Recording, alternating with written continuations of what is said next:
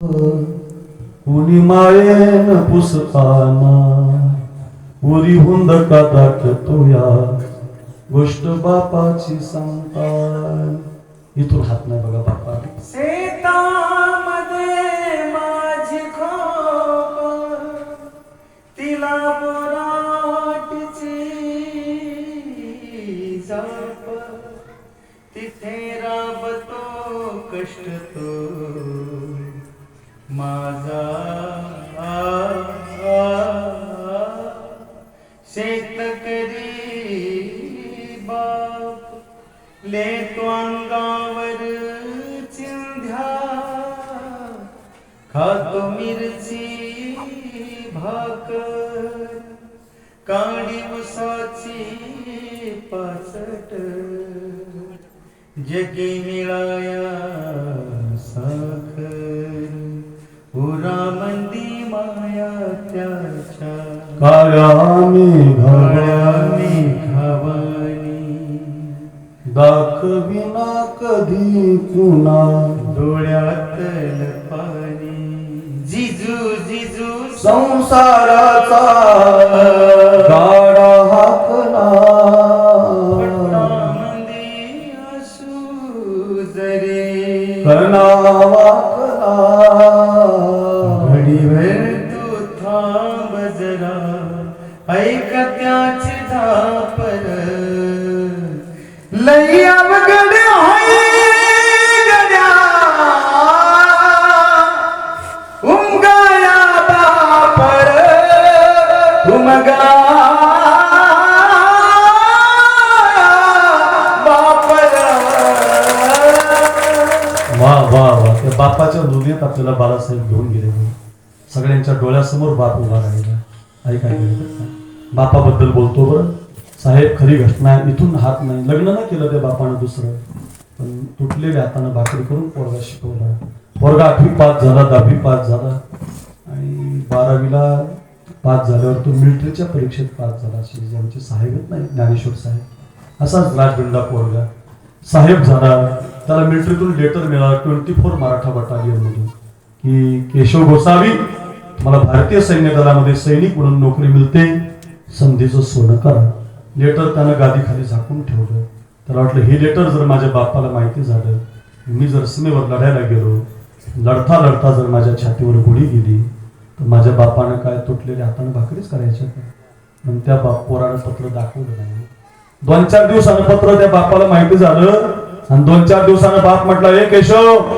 तुला सीमेवरची नोकरी मिळाली जात का नाही बाबा मी जर उद्या सीमेवर लढायला गेलो लढता लढता जर छातीवर गोळी गेली तर मरेपर्यंत तुटलेल्या हाताने भाकरी कराव्या लागतील त्यापेक्षा दुसरा उद्योग करतो काहीतरी काम करतो गावात राहतो तुमचा संसार चालवतो अपंग हाताचा बाप म्हटला रे तानाजी घाबरला असता तर कोंडाणा मिळाला नसता मुरारबाजी घाबरला असता तर पुरंदर मिळाला नसता येसाजी घाबरला असता तर सज्जनगड मिळाला नसता अरे शिवाजी राजा घाबरला असता तर स्वराज्य टिकलं नसतं शंभूबाळ घाबरला असता हिंदू धर्म कधी टिकला नसता जा राजा जा रे जा काय बाप आहे महाराज या बापाची गरज आहे असा बाप पाहिजे रे बाप घरात आला की पोरानं हातात पुस्तक घेतलं पाहिजे बाप त्याच्यासाठी असतो महाराज आईला जे जमत नाही ते बाप करत असतो बापच पोराच्या समोर तंबाखू तुम्ही पोरगा खाणारच ना बापच पोराच्या समोर मोबाईल पाहतो पोरगा पाहणारच ना बापच पोराच्या समोर पुढ्या घातून पोरगा तुमच्या पायावर पिचकार आणणारच आहे अरे ध्यानात ठेवा माय बापा हो जागर लक्षात ठेवा बाप याला म्हणतात जा राजा जा पोरगा सीमेवरती निघून गेला साहेब अंगामध्ये त्याने कपडे घातले सीमेची नोकरी केली 2010 साली गेला 14-15 साली त्याचं लग्न झालं आमच्याकडे फुलंब्री तालुका आहे संभाजीनगर जिल्ह्यामध्ये आणि त्या फुलंब्री तालुक्यात एक गिरी महाराज आहे त्या गिरी महाराजांची मुलगी दिली बाळासाहेब त्यांना दोघांचं लग्न झालं आणि लग्न झाल्यावर 14, 15, 16, 17, 18 5 वर्षाचा संसार झाला आणि 2018 साली विशाल महाराज उद्धव बापू त्या यशोदा नावाची त्याची जी बायको तिला 9 महिने पूर्ण झाले होते धनत्रयोदशीचा दिवस होता पोरांनो तारीख होती 11/11/2018 आणि या तारखेला बाप तिला माहेरी न्यायला आला होता दवाखाना आता जवळ करायचा होता यशोदेला आणि केशवला बाळ होणार होतं त्याचा आनंद सगळ्यांना होता पण त्याच रात्री मोठा दहशतवादाचा एक हल्ला झाला आपल्या सीमेवर त्या दहशतवाद्याचा हल्ला परतून लावत असताना आपले नायक असे असे माझ्या ज्ञानेश्वर दादासारखी मुलं पुढे सरकली, सपासप गोळ्या झाडायला लागली, इकडच्या गोळ्या तिकडं, तिकडच्या गोळ्या इकडं. या गोळ्या झाडाझाडतीमध्ये 2 गोळ्या त्या केशव गोसावीच्या छातीमध्ये गेल्या. देशासाठी मुजरा करून तो पोरगा धरणीला पडला, शहीद झाला. सकाळी बातमी पोहोचेपर्यंत गाव बंद झालं, तालुका बंद झाला, जिल्हा बंद झाला. सगळं गाव तालुका त्याच्या घराकडे वाटचाल करायला लागलं. बापानं मुलीच्या हाताला धरलं माहिती नाही हो, माहेरी न्यायची म्हणून निघाला. पाहतो तर गाव का बंद होतंय. वैरी चिंतित नाही, ते मन चितायला लागलं. देव असं झालेलं नसावं बाबा. खूप दुःख झालं. तेवढ्यात वाऱ्यासारखी बातमी आली की केशव अमर रहे, केशव अमर रहे, केशव अमर रहे.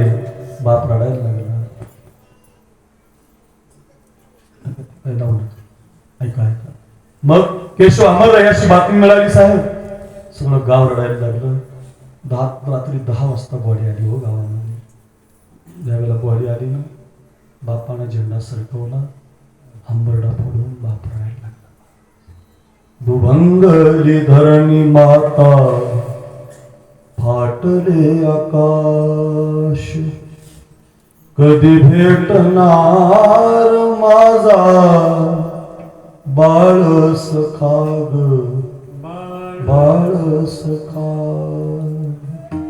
गालावरून हात फिरवूनी आई पोटाशी धरते. जीवलग पुत्र माझा झाला परका, बापाची मन गहिवरते. बायको गेली होती तेव्हा रडला नव्हता, भाकरी करताना कधी रडला नव्हता. म्हातारपणीचा आधार गेला, आता सांभाळी विठ्ठला, आता सांभाळी विठ्ठला. होता सोन्याचा संसार, राजा राणीचा दरबार, स्वराज्याच्या रक्षणासाठी बाळ माझा गे, बाळ माझा, बाळ माझा,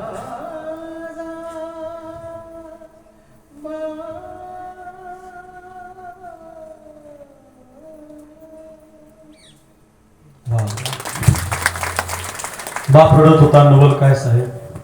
9 महिन्याची गरोदर यशोदेनं आपल्या नवऱ्याला मिठी मारली हो. जशी मिठी मारली तशी बेशुद्ध झाली हो पोरगी महाराज. तिला नाशिकच्या हॉस्पिटलमध्ये ॲडमिट केलं. शासकीय इतमामात त्या केशव गोसावीचा अंत्यसंस्कार झाला आणि 6 दिवसानं ती यशोदा शुद्धीवर आली. तर 6व्या दिवशी तिला मुलगी झाली.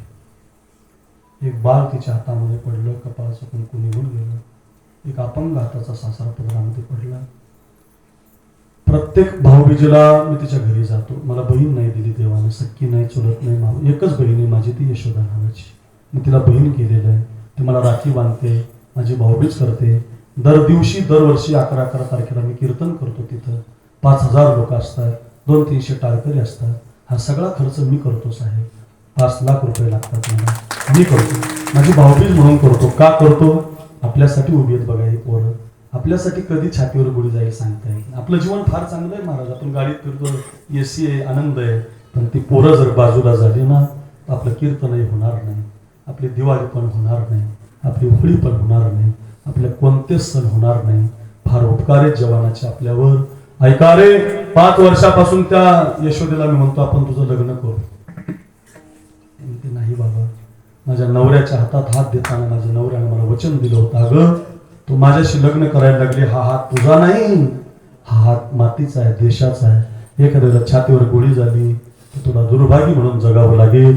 मी सुद्धा वचन दिलं होतं, मालक तुम्ही जर निघून गेले तर तुमची ही पत्नी तुमच्या बापाला मरेपर्यंत तुटलेल्या हाताने भाकरी करून देणार नाही. काळजीच करू नका हो. आज माझा मालक जरी गेला असेल तरी सासऱ्यासाठी मला जगणं गरजेचं आहे, माझ्या मुलीसाठी जगणं गरजेचं आहे. अशी खूप कथा आहेत, खूप मुलं आहेत महाराज. या देशात युट्यूबला अक्रूर महाराज नाव टाका, खूप आहेत. ही सगळी कथाकार, जेवढ्या कथा ज्यांच्यासाठी मी सांगतोय ते सगळे म्हणू शकतात. धर्माचे पाग, धर्माचे पाग.